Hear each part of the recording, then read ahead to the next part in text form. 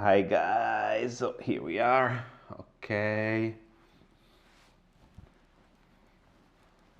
So, ciao. Hi. Here's Riccardo Fasoli from Creative Waiting, and here we are with another video to explain you what I think about this amazing camera, the A7S Mark III. It's a game changer camera, yes, for some things, but not from other things. So it's a camera, as I said in the video before. I think that, in my opinion, they didn't change a lot from the last time. There are some things that I find really, really good, and something what I find, yeah, it's okay. So let's figure out what is.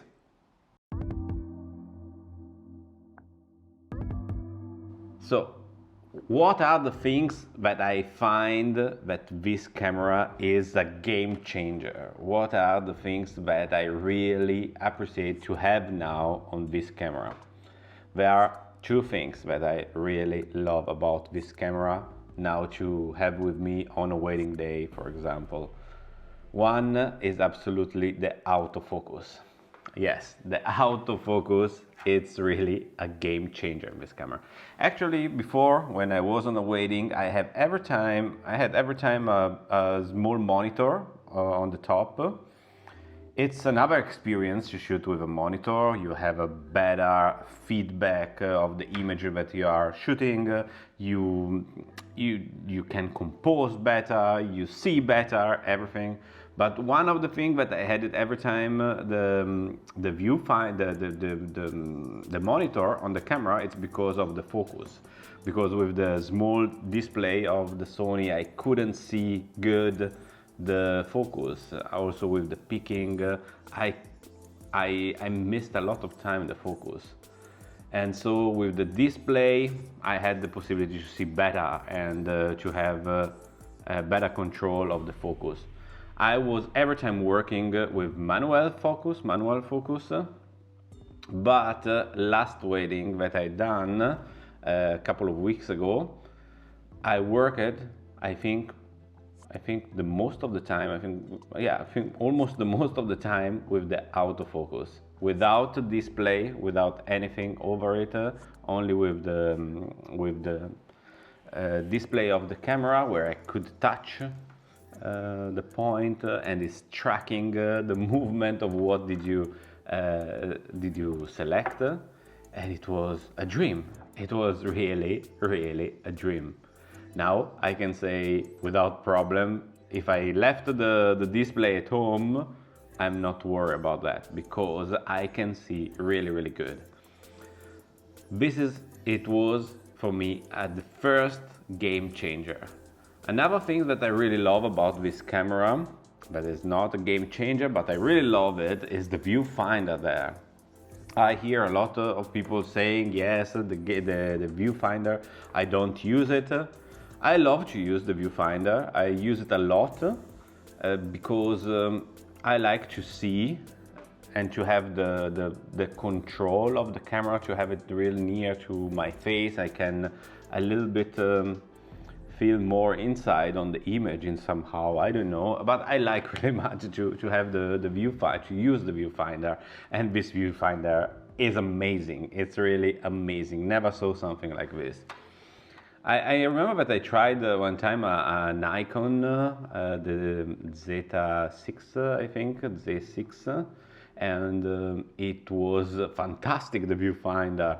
This is better. This is really, really better. Then the other things that, in my opinion, is really a game changer is that kind of gyroscope stabilization.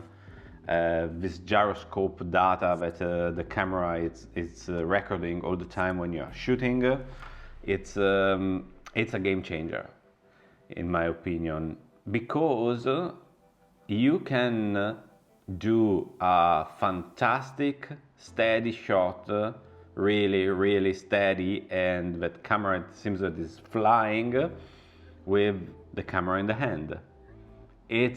I tried a couple of times, I said already in the video before, it's something that if I forget, for example, the gimbal at home, I would don't worry so much. It's not taking the place of the gimbal at all. So I still bring with me the gimbal. I love the gimbal movement, but to have this, especially when you are on a travel, you don't need to take anything else than the camera, and you can do your shot, your track shot, with the camera in the hand, bring in this software, stabilize it, and it's a dream to see how it's steady the shot. And actually the result, and somehow I find it nicer than a gimbal because it's a little bit more organic. It's not mechanical, it's a little bit more organic. Again, this is not taking at all the place of the work what you can do with a gimbal, because you're going to lose resolution. You have to shoot in a specific way, so you have to put away every camera stabilization that has, so the active, this camera has two stabilization inside the camera, that is the active and the normal. The active, it's a little bit stronger, so it's a little bit more steady. It's not a revolution like people say, but I don't find it so amazing. It's okay, it's good, it's better. You can shoot with the camera in the hand, but it's not a revolution. If you want to make this kind of shot with the gyroscope, you have to think about that. You have to know, okay, now I'm going to shoot. You have to switch every stabilization that there's in the camera, and then with the post-production, so when you are doing the workflow, you are editing, you know that clip you wanted to stabilize, you bring it in that software in Catalyst browser, you stabilize it, you lose resolution. It depends how shaky it was, you are going to lose resolution. You can control how much, you can crop, but you are going to lose resolution.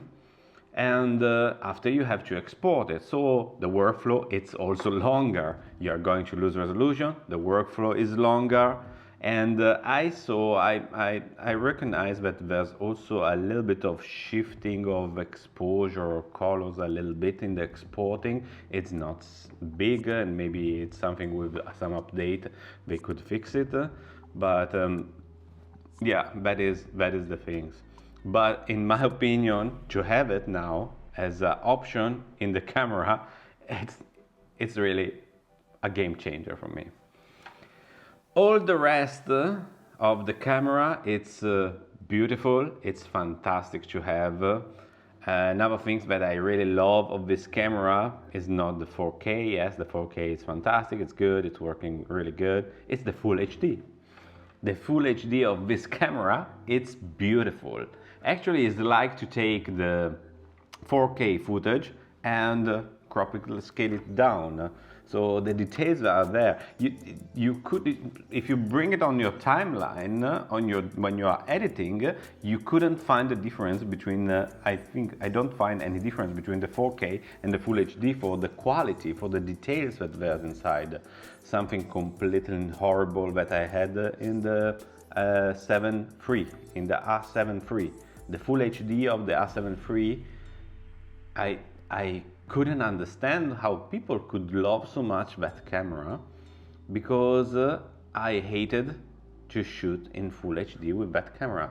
Last year, last year, when I shot with the A7 III, the most of the time I was shooting in 4K, and the 4K on the A7 III, it's really good. You can't do slow motion, but if you are, I don't know, are you guys so fanatic of slow motion? It's nice to have, but you want to make everything in slow motion? Yes, everything is beautiful in slow motion, but I don't know.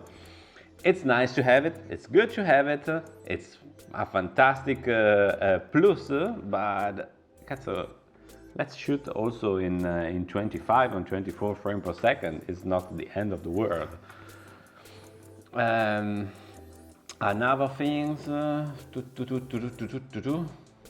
so if you are coming from A7 III and you want to upgrade to this camera, The things that I really love of this kind of switching is the stabilization, the autofocus, and the quality of the full HD. If you're coming for A7S II, everything is better. Everything, every aspect of this camera is better. Low light performance, it's okay. It was good in the A7S II. Here is the same. It's not better. Actually, I would say that in some part, in some shot that I had, I was a little bit disappointed about the grainy shot that I get. And this camera has also a kind of double ISO, double native ISO. And if you watch the video of Gerald and Dan, he explained in a fantastic way what I mean. It's actually there's a place that it's at 12,800 ISO. The picture is become clean, like you put a noise reduction, bam, the image it comes clean. If you go if you go a little bit lower of 12,000. If you go at 6,400, the image is dirty, is really dirty against the 12,800. So that kind of things to have it in mind when I was shooting, it disturbed me a little bit, because every time I was switching between 640 ISO and 12,800. I tried to avoid to use all the ISO in between, because I know, maybe it's something in my head, but I know that these ISO they are clean. The rest it's a little bit dirty in somehow. You can, yes, with a little bit of noise reduction, but it's another thing. Yeah, the feeling to have a cleaner images, it's nice. So for that reason, I don't find that this camera has something improved on the low light capacity, the low light capacity. Sorry guys for my English, it is what it is. I don't find that it's improved there. Maybe because now we have the 10-bit, you get a little bit more color. But it's not giving a better result in aspect of clean of the image. What kind of codec I'm using? The codec that I'm using is the old codec, is the HVS, the S1, the old codec. So there are three, the codec in this camera.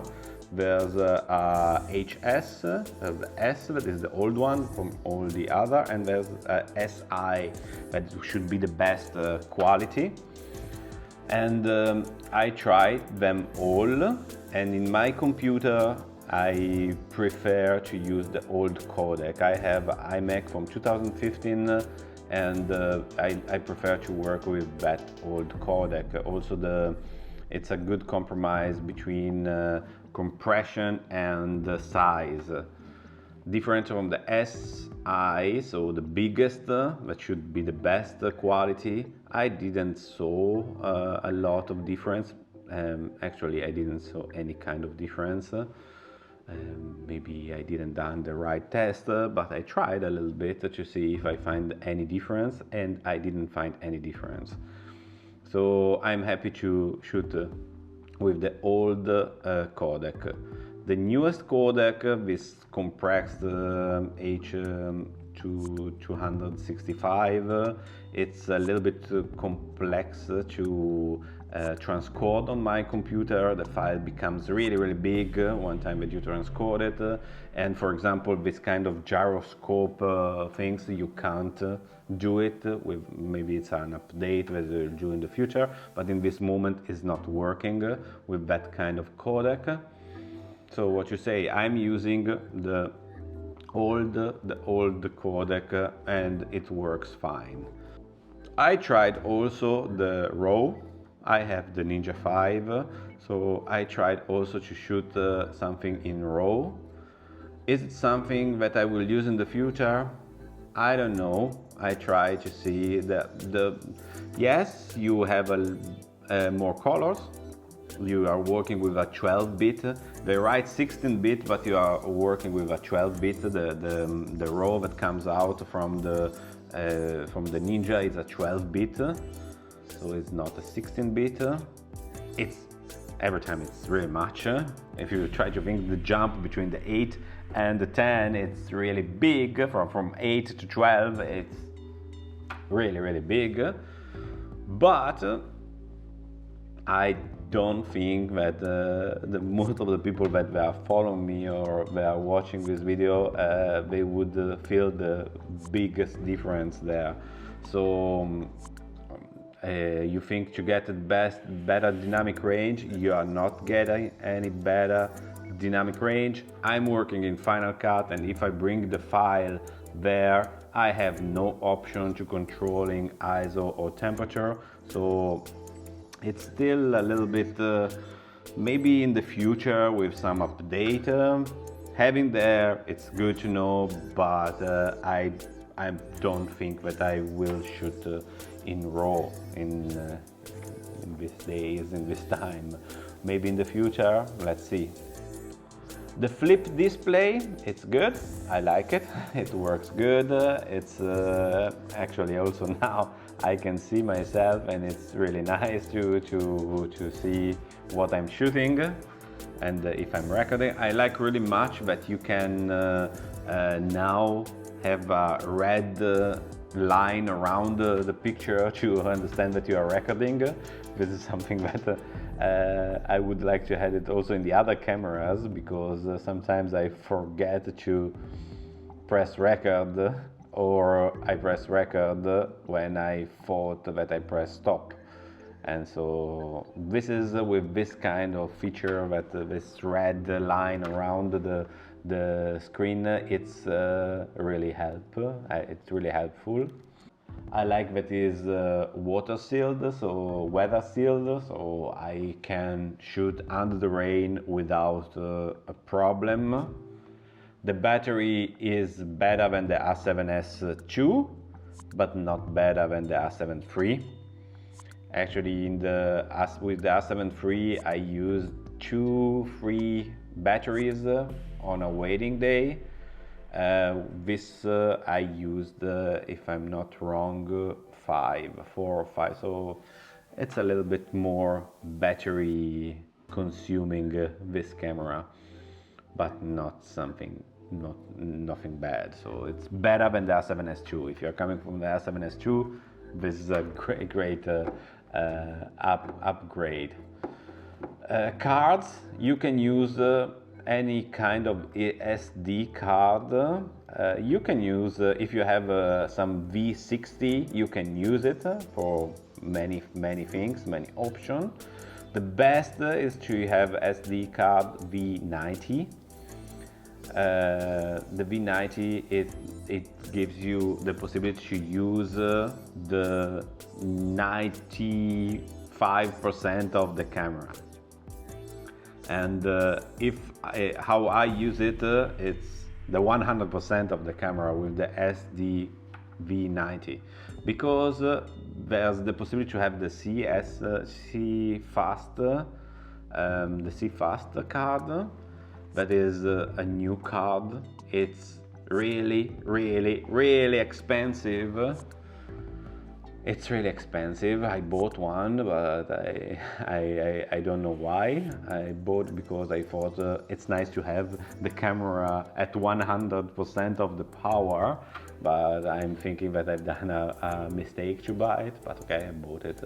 I have it there. I thought that it's nice, faster to copy the things on the computer or something like this, but there's not a lot of advantages for how I use the camera. So actually with that card you can shoot at 100 frames per second or 120 frames per second in 4K, the SI, the really the biggest file. This you can shoot, and the 240 HD that is also soft, so it's not so sharp, it's soft, full HD. So only that two kind of option you need the CF Express card. Type A, not the type B, there are 1,000, or type A, there's only one at the moment. So with the V90 you can shoot everything. You can shoot 4K 100 frames per second, the oldest codec, but you can shoot. And so why to spend so much money, stupid like me? I feel really stupid that I bought that card because it's really expensive, really expensive.